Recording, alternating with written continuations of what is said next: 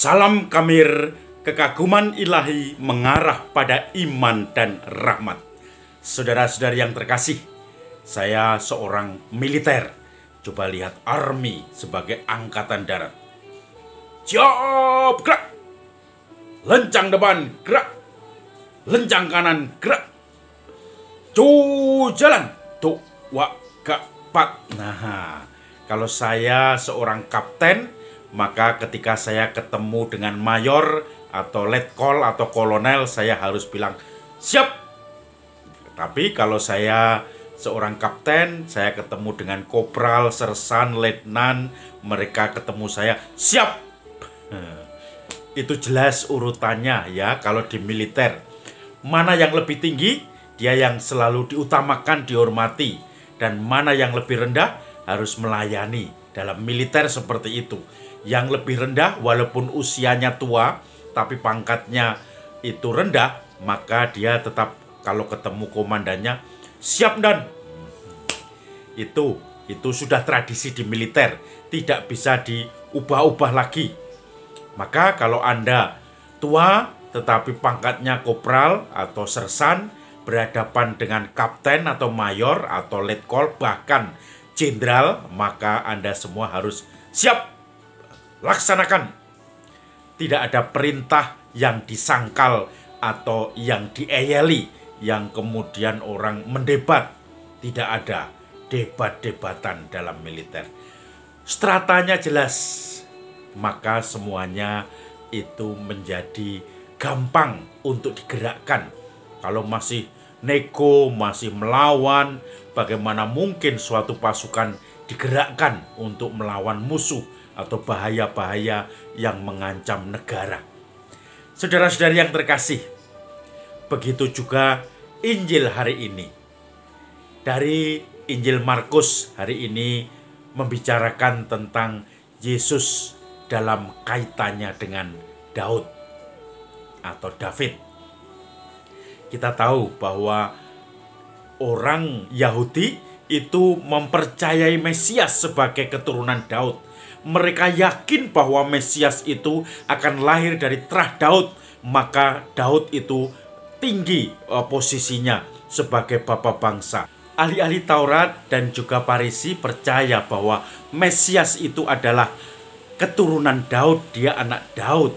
Dan Yesus pura-pura blow on, Yesus pura-pura bodoh. Dia bertanya, dia memprotes dengan model Sokrates, yaitu modelnya untuk selalu membalik dengan bertanya, misalnya kamu harus adil. Apa itu keadilan? Dia tanya begitu Sokrates ini ya. Begitu diterangkan nanti Sokrates tanya lagi, apa itu? Apa itu? Apa itu? Sampai orang yang menerangkan menjadi bingung sendiri. Itulah filsafat Sokrates yang mencoba menghabisi kaum-kaum sofis, yaitu orang-orang yang jahat, yang menggunakan logika, kemudian akal-akalan untuk keuntungan diri sendiri. Maka Yesus memakai metode itu, metode pura-pura tidak tahu, bertanya. Dia mengatakan, bagaimana para ahli Taurat itu mengatakan bahwa Mesias adalah anak Daud. Padahal Daud ketika dia diilhami Roh Kudus, ia mengatakan, Tuhan telah bersabda kepada Tuanku, duduklah di sebelah kananku, sampai musuh-musuhmu akan kutundukkan di bawah kakimu. Saudara-saudari yang terkasih, dengan itu tidak mungkin bahwa Mesias itu anak Daud, karena Daud sendiri memanggilnya Tuanku. Bagaimana bapaknya atau roh leluhurnya itu disebut Tuanku oleh Mesias, oleh anaknya. Maka Mesias itu sebetulnya bukan keturunan Daud. Mungkin keturunan secara manusiawi, tetapi secara keilahian, sejarah keselamatan, dialah anak manusia, Mesias, Emmanuel, Allah beserta kita. Saudara-saudari yang terkasih, dengan demikian Yesus ingin menunjukkan bagaimana relasinya dengan Daud, bagaimana relasinya dengan orang-orang Farisi, ahli-ahli Taurat pada waktu itu yang meramal tentang Daud dan Mesias yang dianggap anak Daud itu. Kalau Daud yang dipercayai sebagai bapak dari Mesias memanggil Mesias sebagai Tuanku, maka ajaran itu tidak masuk akal. Maka Yesus mencoba melucuti ajaran-ajaran para ahli-ahli Taurat itu. Dan tentu saja Yesus tahu bahwa ahli-ahli Taurat ini sering menggunakan kepandaian mereka dalam hal kitab suci untuk kepentingan mereka sendiri. Mereka mencoba membangun kata-kata, mencoba membenarkan pandangannya supaya masyarakat umum yang tidak bisa membaca kitab suci pada waktu itu manut, menurut, tidak berontak, tidak protes, tetapi semuanya ikut. Dan dia menggunakan kesempatan sebagai orang-orang yang menentukan posisi. Dan mereka sendiri kadang-kadang tidak melaksanakan apa yang mereka ajarkan kepada masyarakat umum. Maka saudara-saudara yang terkasih, kita tahu sekarang zaman ini, modern ini, banyak tokoh-tokoh agama yang mengaku diri sebagai guru spiritualitas yang harusnya posisinya melindungi umatnya, justru memeras umatnya, mencoba mencari keuntungan dari umatnya. Pernah suatu saat saya mencoba menemani membangun suatu gereja, kapel kecil seperti itu. Kemudian banyak orang-orang terlibat di situ. Orang yang nampaknya kaya, berpengaruh, dia mencoba berkeliling untuk minta bantuan warga umat yang ada di situ. Dikumpulkan semua. Setelah dikumpulkan, direkap, kemudian diberikan kepada saya. Dan saya perhatikan, orang itu tidak pernah menyumbang, tetapi dia berusaha mencari sumbangan ke orang-orang lain yang sebetulnya secara ekonomi lebih tidak kuat atau lebih lemah daripada orang itu. Nah, biasanya sibuk mencari sana-sini, menganjurkan orang-orang lain, umat-umat untuk menyumbang, tetapi dia sendiri tidak menyumbang, padahal dia secara ekonomi lebih kaya. Nah, ini kadang-kadang juga terjadi.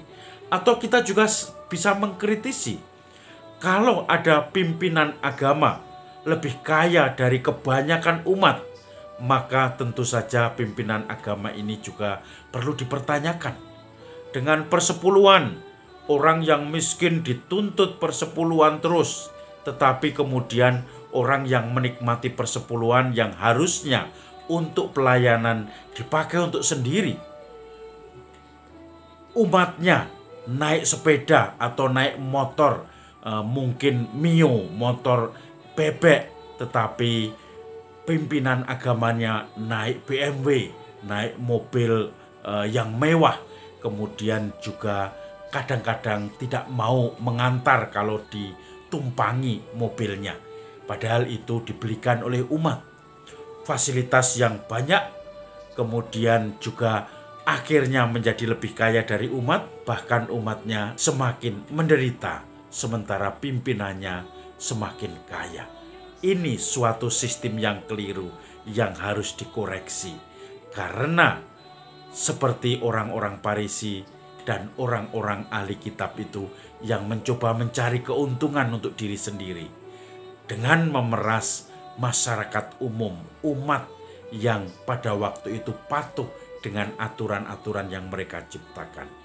Maka saudara-saudara yang terkasih, Yesus membenarkan ajarannya supaya mereka tidak mencari keuntungan dari seluruh ajaran itu, tetapi mereka mencoba memberikan yang terbaik, bahkan kalau bisa membantu umatnya, warga umum yang membutuhkan.